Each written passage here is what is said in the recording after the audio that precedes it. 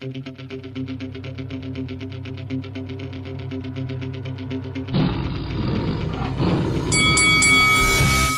this is Eddie Hearn, and you're watching Lights Out. Ryan Garcia demolishes Devin "The Dream" Haney. An unbelievable performance in the Big Apple puts Ryan Garcia back in the mix. Was it all mind games, or was it just Ryan Garcia doing what Ryan Garcia does best? He put up a tremendous performance. He dropped Devin Haney on 3 occasions, and he did what a lot of people said he wouldn't do, and that's defeat the world champion. This is Faisal Khan for Lights Out, proudly sponsored by Spartans Law. And this is podcast 77 of the Lights Out Boxing podcast. With me, as always, delighted to be joined by the man who likes to consider himself the face of Lights Out Boxing, Mr. Mohsin Gulsher, aka Ron, who is on an absolute high because his side yesterday managed to squeeze through the mighty Coventry City to make another FA Cup final. It's the second one in 2 years, but they're going to get their pants pulled down by Manchester City. Fingers crossed, because we'll never hear the end of it if Man United do manage to win the FA Cup.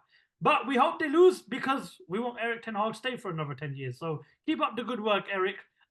Before we get started, just a few quick friendly reminders. If you haven't already, make sure you hit that subscribe button. Turn on the bell for more Lights Out Boxing content. Check us out on all the social media platforms. Links are below in the description. And if you want to check out this podcast on any of the audio platforms below, links are in the description. Ronald, how are you, mate? Very good, thank you. Yeah, looking forward to another pod.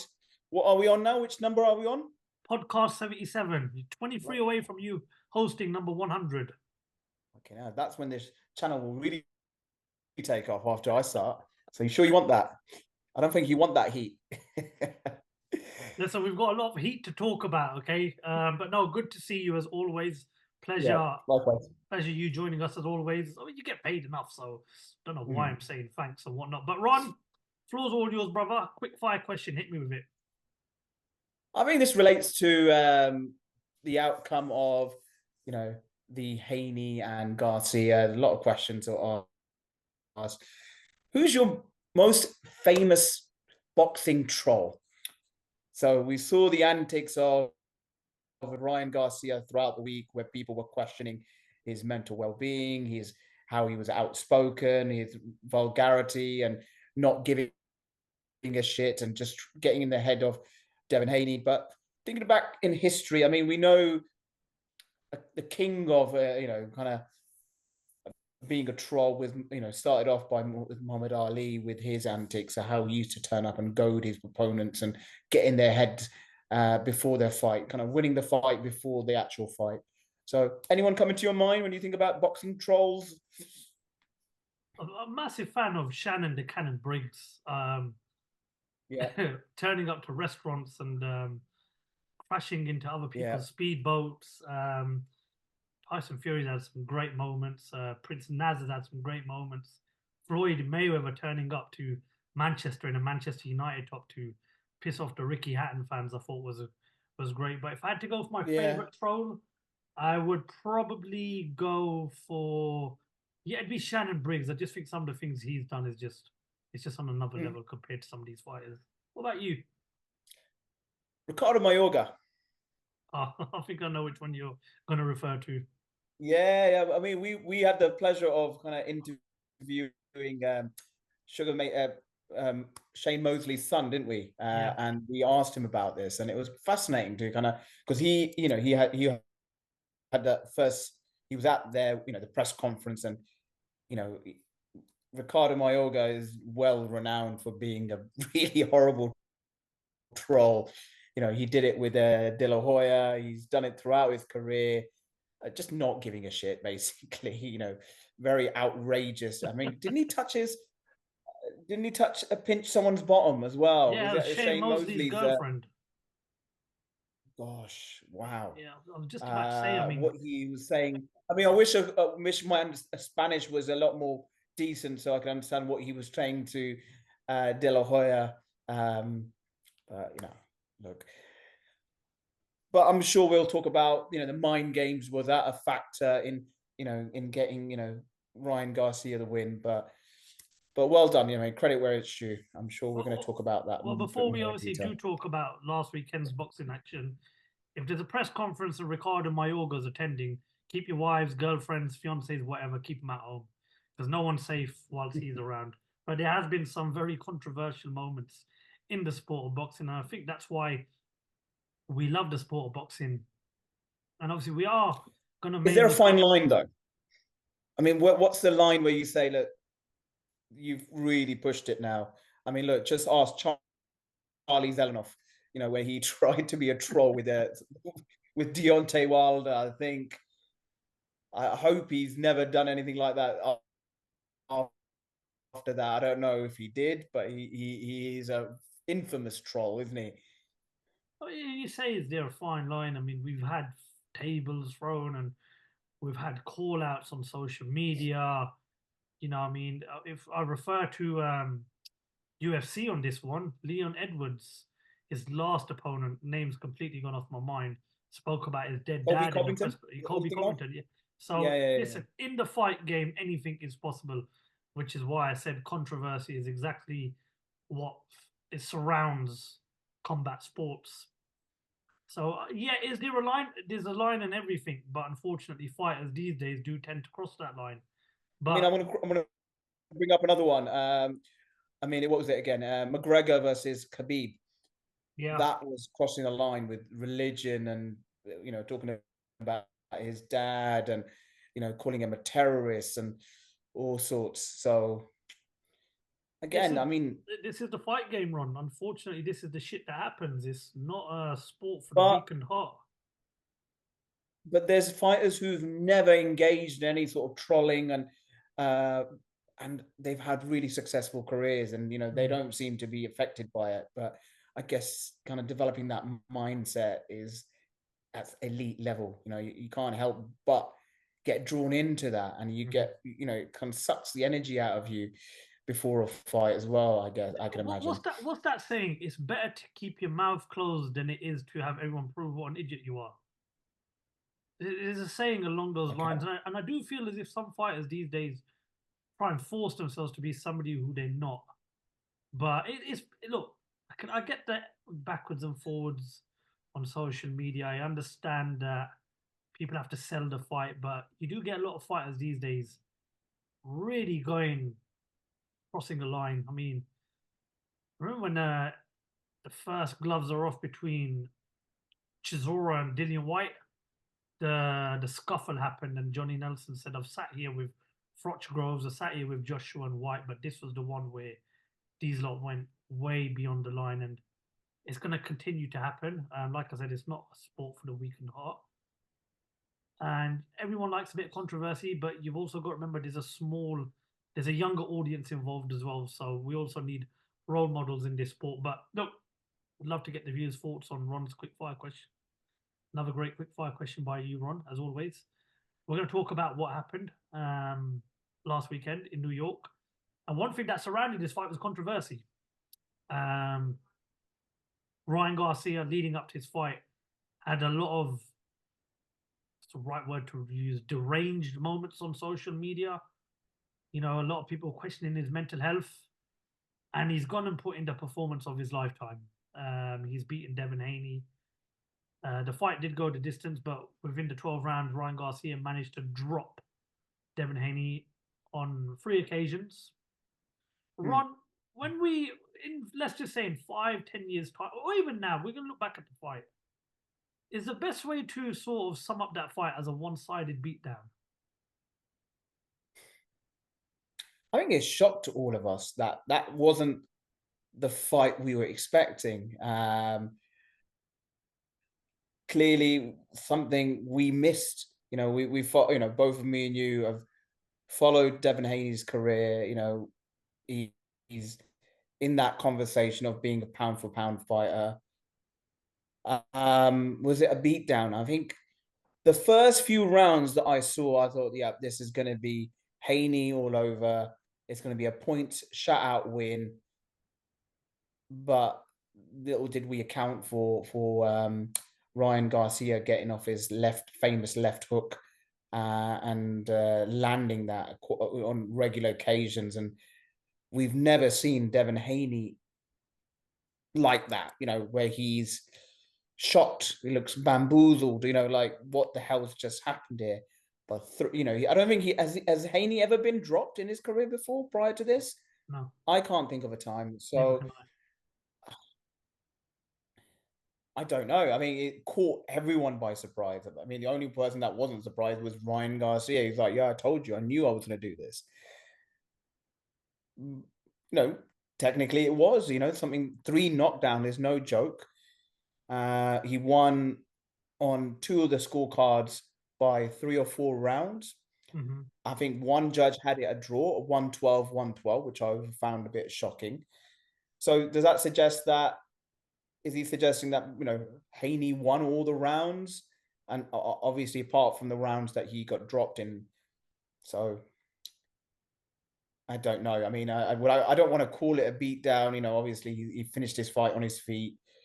He knew he had lost, so he was quite gracious in his defeat as well. It's just one of those things. Yeah. I think looking back at the fight, which is what I've done, I've watched it again. One thing that I would say really worried me is Ryan Garcia's power punches had obviously a much more tougher effect. Devin Haney, when he was landing punches, I mean, there were a few occasions where Ryan Garcia looked a bit shaky, but I don't think he was troubled that much throughout the fight.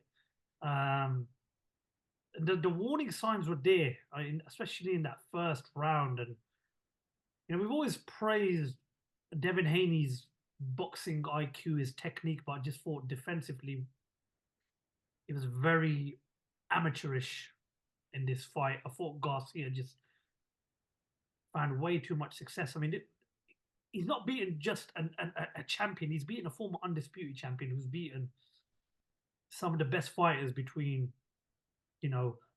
lightweight, super lightweight.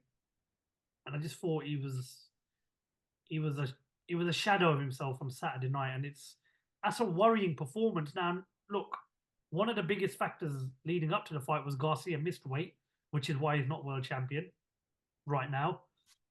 He was 3 or 4 pounds heavier. People are saying the weight made a difference.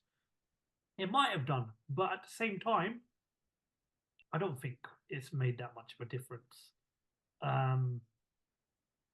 You've got to take your hats off to Ryan Garcia. Having said that, like we spoke about many times before the fight. We spoke about it last night when we met up.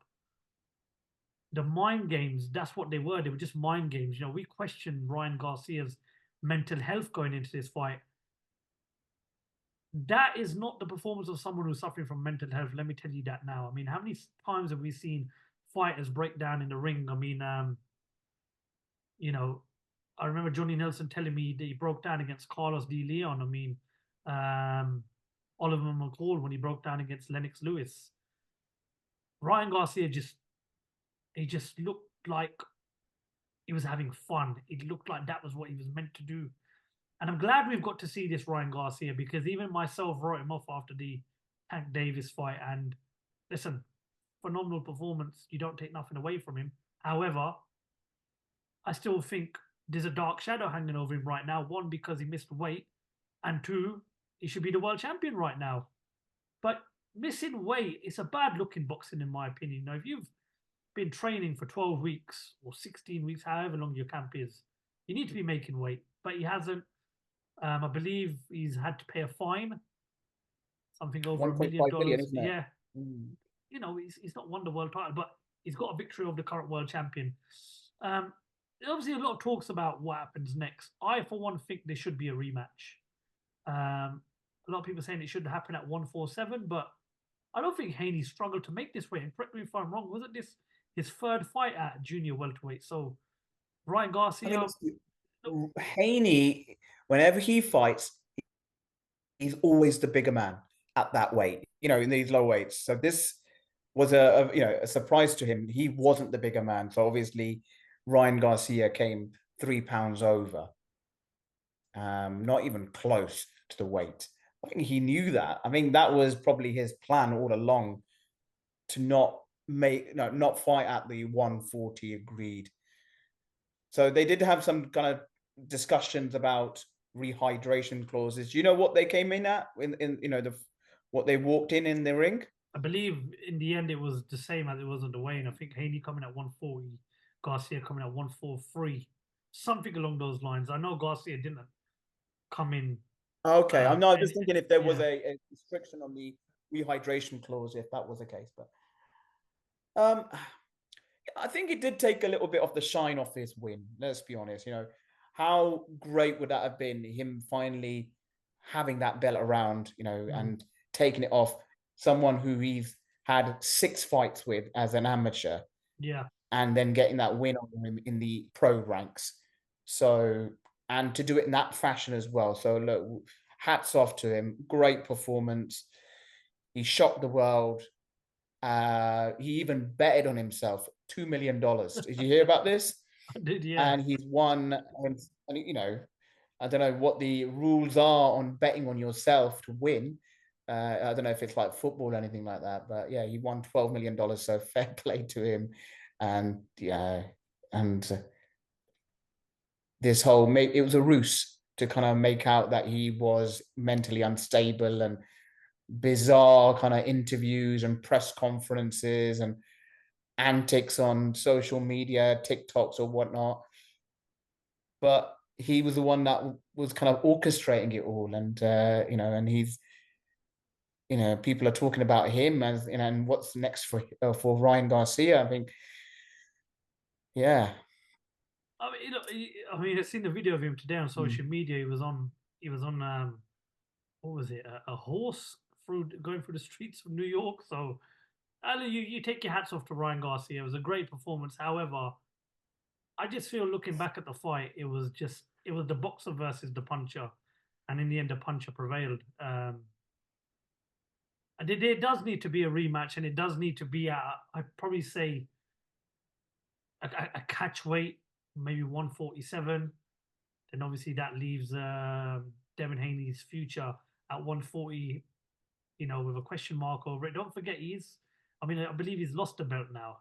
Because obviously Garcia couldn't win it, but Haney could still lose it. That was obviously down to the fact that Garcia coming overweight. You know, one of the things that I've not seen from Devin Haney yet, and this is obviously no disrespect to him, is we've not seen him be aggressive, which is what I'd like to see a bit more from him, is to become a bit more of an aggressive on the front foot fighter. Now, listen, some people never recover from their first defeat. You know, you look at Prince Naz, for example, never the same, fought once, just didn't look interested after that. Do you think that there needs to be changes made, maybe to the team? Did you hear about what Darrell, Anthony Darrell, who gave an interview, and it's quite, and he said, look, his dad doesn't need to be in his corner anymore. So, you know, that was quite, you know, his dad's been in his corner since he began boxing. You know, he's been in his, so that would be a big decision for Haney. This is what I was just about to refer to. What does he do next? Because he's never lost. Now he has lost. He's going to want to look at what went wrong, and he's going to want to look at where he can fix it. He was with Ben Davison previously, wasn't he? Yeah, I mean, Ben Davison's like this kind of traveling consultant, isn't he? Why move away from Ben Davison? Just don't understand. Yeah, I mean, his dad's quite an influential figure in his life. He's there. He's, you know, just like any father and son kind of team in boxing that we've seen, we've known. He does a lot of the talking. He takes a lot of the heat off Devin Haney. His dad, you know, he's just like, reminds me of Danny Garcia's dad as well. So that kind of character. I think now does Devin Haney make that decision to move away and spread his wings and get a new perspective and think about how he can rebuild after that damaging defeat to him? I think so. I think it might be the right time now to kind of think, okay, my dad's taken me as far as he can. Now it's next. He's 25 years old. Let's not, you know, let's not ignore that fact. He's a baby still, you know, in his career. He hasn't even hit his peak yet.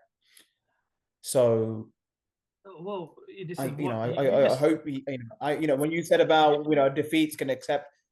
I hope that won't be the case. Devin Haney is a class operator. This is the man who's fought in Australia twice against Cambosis. Mhm. He's beat Lomachenko. He's had some real good, tough tests. Such an early point in his career, and look, you can see what he's done in the lightweight division and the super lightweight division. So You said it there. It was a I damaging defeat. And it's interesting to see it how he is. I mean, recovers from that. like what you mentioned earlier. Like he's never tasted defeat. Mm. And the fashion that he experienced the defeat in, that's probably what's going to knock him. And everyone bet their mortgage on him. So that's for that reason why I'm thinking it's a damaging defeat. That wasn't the expected result. A lot of question marks over what happens next. Now, we've seen a few things on social media. We saw a bit of back and forth between Ryan Garcia and Conor Benn, which I actually quite enjoyed. We saw the exchange between Eddie Hearn and Ryan's old man, and Eddie Hearn said, "Look, come up to 147, fight Jaron Ennis." Ryan Garcia said today he likes the idea of fighting Isaac Cruz and even Sebastian Fondora, who's the champion at 154 pounds. That would mean going up in a huge amount of weight. There's so much to do right now, especially even in this division. Look, you got Teofimo Lopez, who's WBO champion, Subriel Matias, who's IBF, and you got the WBA, which is held by Isaac Cruz. So there's still some big fights in there in this division, and there's also potential unification fights. I really like Teofimo Lopez fighting a Ryan Garcia or Devin Haney, but it just depends where the future lies at, because who knows, this camp might have taken its toll on both of them. But what needs to happen next? I think we need a rematch, and I think we need it at a catch weight where he has to go to 147 pounds. I think Devin Haney, we need to see what he's about now that he's lost his first fight. We've seen Garcia lose to Tank, and he's won his 2 fights since that, Duartez and of course Devin Haney. So it's interesting now, Ron, to see what's left in Devin Haney. What do you do next if you're Team Haney and Eddie Hearn? That's a very good question. Now, I think the first and foremost, he needs to make that decision on trainer and coach. Okay. What's he going to do there? So you think there's a problem in the camp then? You think that possibly? I mean, that's something that needs to be reviewed. That's something that needs to be looked at, because it didn't go right in that fight. Now, 99% of his career, it's been fine. It's been great. It's been plain sailing. He's been very successful. Now, do you turn your back on, after one defeat? That's something that he needs to kind of consider. He needs to think about how camp did it go as well as it could do? What was the fight plan like against Ryan Garcia? He needs to kind of review everything and make a key decision. If he's going to stay with his current setup, then think about, does he go into that immediate rematch with Ryan Garcia, or does he he needs to decide, does he want to move up in weight as well? So he's too big for that division, I think, in weight wise. I think I saw Gavonto Davis leave a kind of one of those little digs, one of those comments about this is what happens when you fight someone who's bigger than you, because constantly Devin Haney was the bigger guy, kind of fighting the smaller guys in that that division. Mm-hmm. So there's a lot of kind of questions there that Devin Haney will need to consider about, as I mentioned. There's a lot of options. I mean, rematch for me is the number 1 option. Number 2, we're discussing this with the boys over the weekend, and I still think the faces between lightweight, super lightweight are Tank and Shakur. You ask me right now, what's the 3 fights you want to see this year? Tank versus Shakur is one of them. But I just think these two have got to have a rematch. It has to happen at a catch weight or 147 pounds. But the most interesting situation we've got now is we're going to see how Devin Haney reacts to this defeat, and we're also going to see what he's all about now. But as you mentioned, there could be changes in the camp. I hope not. I think Bill's done a good job with him. I don't think one defeat should be their final sort of their final their final act together. I think get the rematch, get it at a bigger weight, 143, 145, or 147, whatever, and let's see how the rematch pans out. It it could be the total opposite. But it is interesting. We'll obviously talk about an announcement that got made last week, and we apologize to our subscribers and to people that are watching this. It's just been a busy time all round. But there was an action stack pack card announced last week for June the 1st, the Queensberry versus Matchroom card, and also the main event. It's a blockbuster, isn't it, Ron? I mean, Artur Beterbiev versus Dmitry Bivol for the undisputed light heavyweight championship of the world. This all takes place on June the 1st in Riyadh, and of course, influenced by His Excellency and the #1 man in boxing right now, Mr. Turki Al Sheikh. Guys, if you haven't, there's loads of interviews from that press conference. So again, just check out the channel. You know, you'll see interviews from Frank Warren, Artur Beterbiev, Hamza Shiraz, Nick Ball, you know, Carl Frampton. Just, you know, jump on the channels, jump on our social medias, and see what those guys had to say from that press conference. But Ron, the main event speaks for itself, but we've got to talk about the 5v5 cards. We'll go through the 5 fights right now. Zhile Zhang takes on the captain of Matchroom, who signed a 1-fight deal with Matchroom. It is Mr. Deontay Wilder. The captain of Queensberry, Hamza Shiraz, takes on Ammo Williams, which is my favorite fight of the whole night. Nick Ball takes on Raymond Ford for the featherweight world title. Again, another great fight. Daniel Dubois will be involved in a blockbuster of a fight against Filip Hrgovic. A lot of back and forth between these two. Lots of talk about a sparring session that's happened in the past. And of course, to round up the card, you have Willie Hutchinson versus Craig Richards in a light heavyweight contest. Ron, I think it's fair to say me and you owe Turki Al Sheikh. We owe him a pint? We owe him some food or something? What what do we owe him? Because he His has Excellency. Sorry, His yeah, Excellency. you do need to refer to him in the correct way. Okay. I mean, I'm watching Sky Sports, watching BT, that no one's not saying. So they're using that. Okay. It's a absolutely. great card, Ron.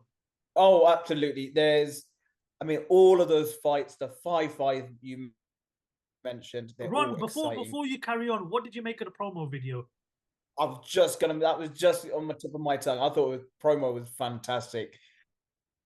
They've all been great, haven't they? I mean, from the chaos one with the AJ and Ngannou and the Fury, and it's all been fantastic. They know how to put on fights. They know how to promote fights.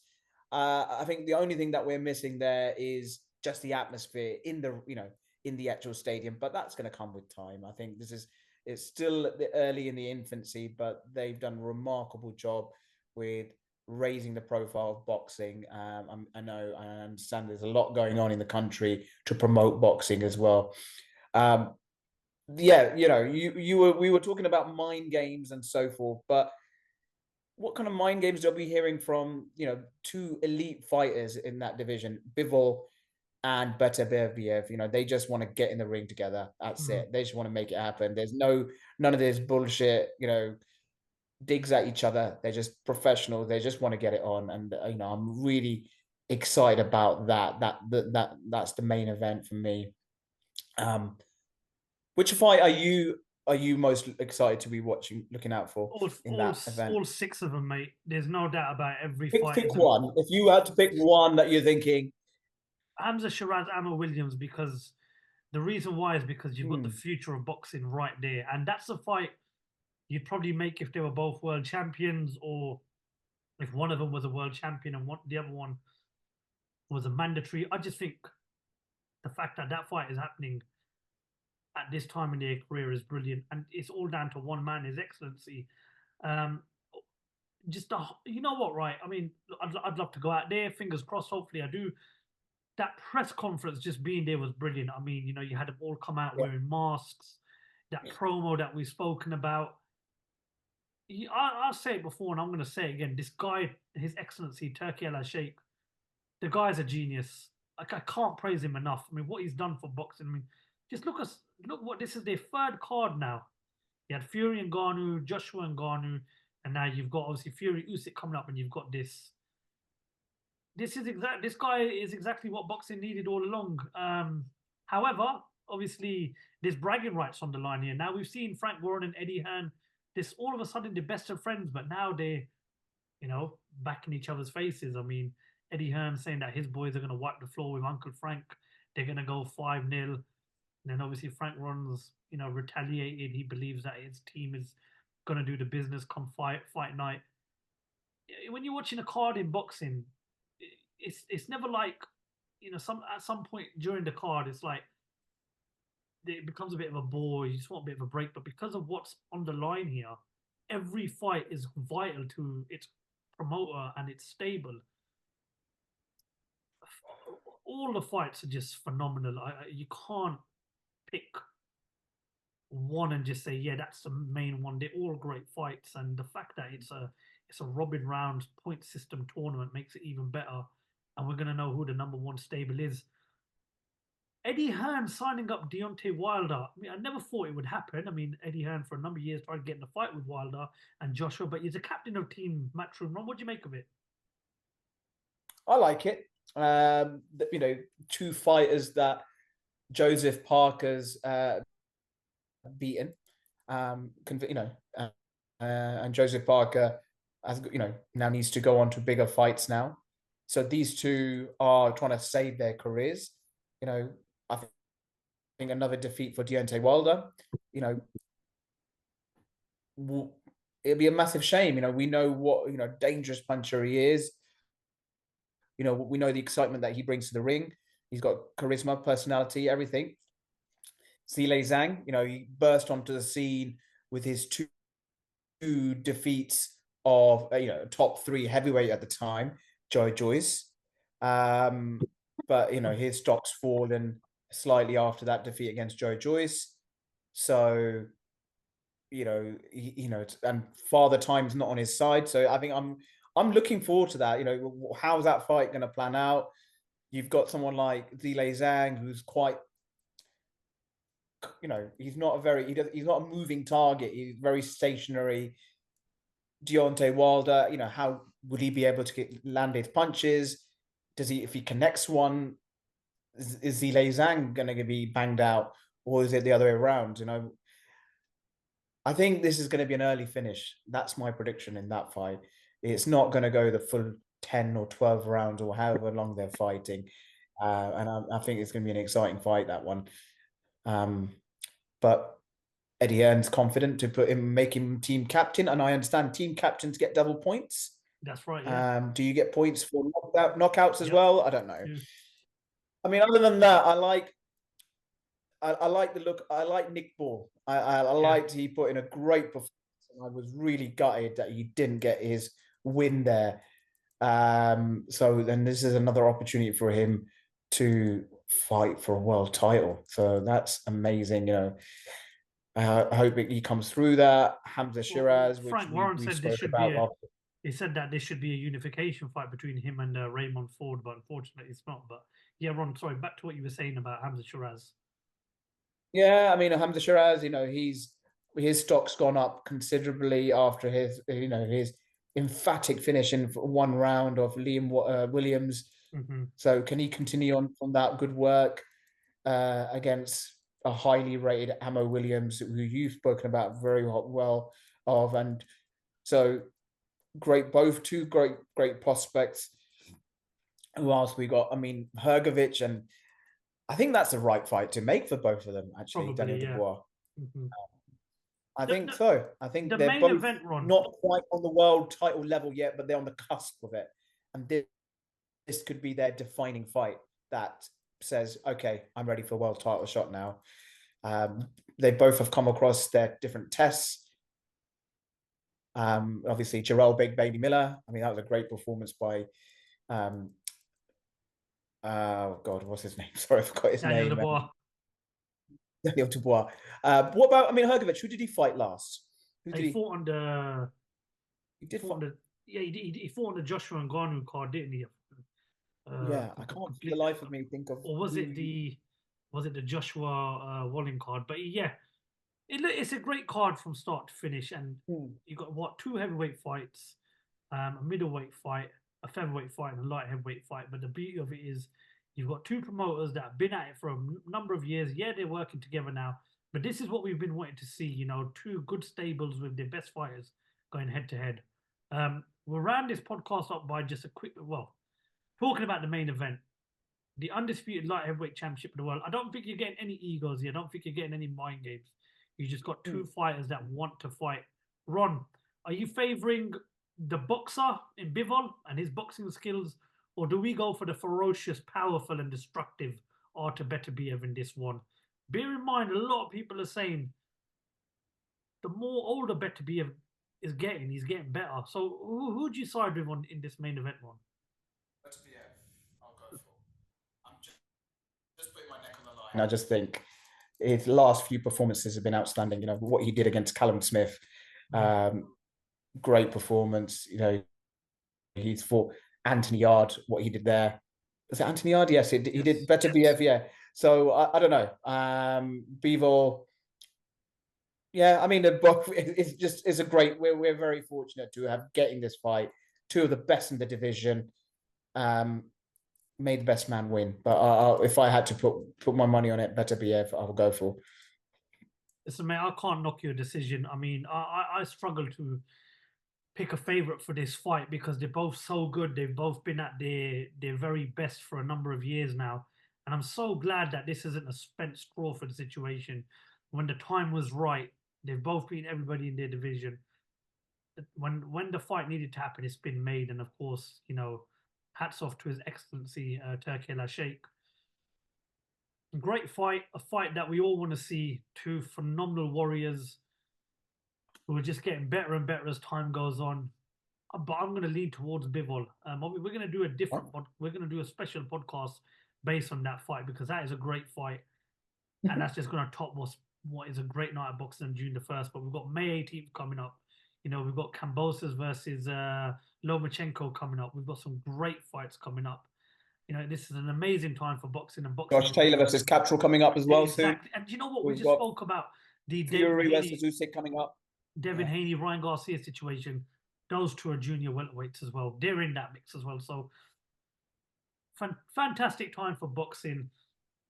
And it's been a good year so far, and it's just going to get better and better. And, you know, Turki Al-Sheikh's been saying he's talking about Crawford versus Boots Ennis. You know, he still wants to make Wilder Joshua. But listen, who knows what's going to happen. Obviously, these guys need to keep winning. Ron, that's all we've got time for today, mate. So massive shout out to you for joining us always. Thank you for having me. Yeah, it's, you know, kind of come down a level. It's not every day your club gets to an FA Cup final. You have some sympathy for the rest of us that are challenging for a league title. Oh, what I mean, yes. Bigger fish to fry and whatnot. Yeah. How's that quadruple coming along? Yeah, I'm coming. I'm only joking. Guys, thank you very much for your time as always. Please make sure you hit that subscribe button, turn on the bell for more lights out boxing content. But most importantly, make sure you check us out on all the social media platforms and check out our sponsors, Spartans Law. Thank you very much for listening to podcast 77 of the Lights Out Boxing Podcast.